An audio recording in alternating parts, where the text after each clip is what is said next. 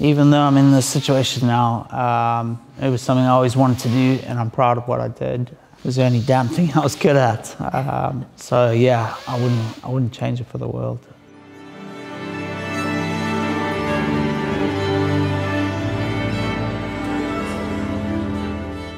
Do you ever miss the military? Oh, massively. Massively, without a doubt. The resounding nods there, isn't there? Yeah. I've got no purpose. That's it, I miss the purpose. I say it to my wife every day. I ring her every day. I've got no purpose. What's my purpose? Joined the army when I was 16. You know, did 23 frigging years. And you institutionalised. That's what happens. You become that person. And then you leave the army and you're lost. Civilians don't understand the banter. They don't understand what you go through. They don't understand your PTSD. They don't understand war or anything. And you just feel you've got no purpose. You know, you end up isolating yourself. I know Toby's in contact with friends and family, Marines and all that. Me, no one. 23 years, I mean, I've got no comms with no one, except my my number two that I used to sniper with, because we were close, because we had to be close as a sniper pair, you know. But yeah, That's really sad, Craig. Yeah. And that's how I didn't know that, mate. And that's how I feel. And it's I can understand that, because in Australia, during the Afghan and Iraq war, I think only 40 Australians were killed. But since the war, 500 Australian soldiers have committed suicide. It's unbelievable, isn't it? I do think having a network of your friends that you did serve with, certainly it's got me through my hard times in the last 2 years. I'm sure Toby will agree. So, you know, maybe time might change and you might feel like you want to connect with those, but equally I can see why people don't. It's sort of a way of just moving on to the next chapter. When I got diagnosed with CPTSD, my regiment disowned me. Disowned me. They put you in that wounded soldier unit where you get an officer attached to you. I wasn't allowed back in camp or all. No one rang me from the family's office, NCOs or nothing. Friends that I thought were friends, no one rang me. You. I'm not waiting for that. I'd rather be on my own.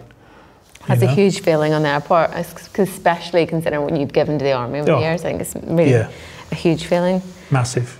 I think what I miss as well is that, you know, we all wear our rank and our name. Certainly on our flying suit, we have, you know, I was, you know, Flight Sergeant McConaughey, Chinook crewman, and I wonder if that was so other people knew who I was, or if I knew who I was, because I could look at that every day and go, that's who I am. It's a bit like you could look at it and go, Sergeant Craig, whatever, and you know who you were by looking at that badge.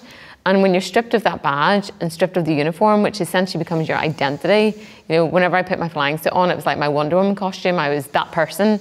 And it's not that you felt you were invincible, but you felt like you were part of something. You were all there wearing the same uniform, we're all there as a big team. And suddenly I was just Liz from Basingstoke walking around Tesco's, and I wasn't important to anyone at all. I get looked after from my squadron and my unit very well. And I feel terribly upset, Craig, by what you've said. That's really like punched me right in the gut. To the point where, I mean, after this, I'm gonna go and have a word with somebody, because that's bang out of order. Bang out of order. And I'll tell you some more stuff off camera as well. It's just appalling, mate. And I suspect you're not the only one, though. That's what I think is quite sad, is that this is just your story, and there's probably about another 30 or 40, if not hundreds of people like you, and that's quite sad, really. And they need to do something about that, especially considering what you gave. If you could do it all over again, would you still join the military? I'll join the Marines. That's what I would do. Hell yeah. Yeah. I would. Yeah. That's what I would have done. Yeah. Even though I'm in this situation now, it was something I always wanted to do, and I'm proud of what I did. It was the only damn thing I was good at. So yeah, I wouldn't change it for the world. Yeah. Well, I'd join if I thought it's worth fighting for. If I was defending my country or my beliefs. That's my opinion anyway. I think I would anyway. I don't know. Because at 100 years old, I'm a bit too old to join up again, I think. I was, absolutely supportive of the Queen, loved the Queen. But I don't think I ever, went to Afghanistan to serve Queen and country. I went because I wanted to go with my mates. I didn't want to not go, so one of them would go and catch up a bullet that was meant for me. And it's been part of that team. And from a lot of the guys I've spoken to, you kind of went for the guy left and right of you to go with them. You didn't necessarily, put on your uniform and head off to foreign soils for Queen and country. It wasn't really about that. Yes, we all swore an oath to the Queen, but it was more about your mates and your band of brothers that you went to fight for. I don't know if that's right, but yeah, certainly the vibe I got from most people. Yeah. I was shot on a previous operation. I was shot in the arm through the shoulder, and after my time at the hospital at Bastion, I was given the opportunity to either go back home for some R&R and so on and so forth, or I could stay out in theatre because it wasn't that severe. And I chose to stay out because of exactly what you're talking about, Liz. I didn't want someone else coming out and then thinking, oh yeah, I get to go back and spend time in the UK, and someone else was out here who potentially could catch it up.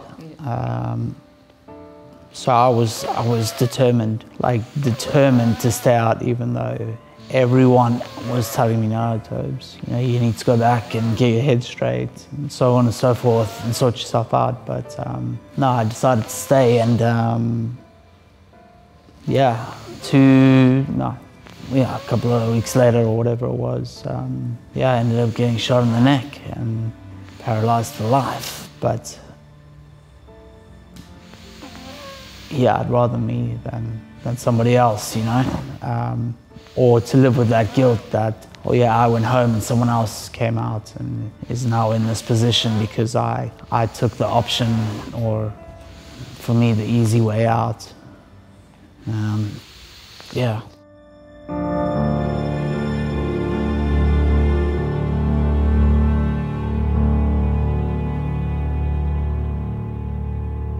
Have you ever killed someone, and how did that feel?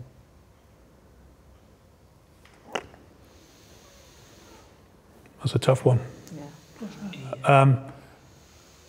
Me personally, as a sniper, yes, I have.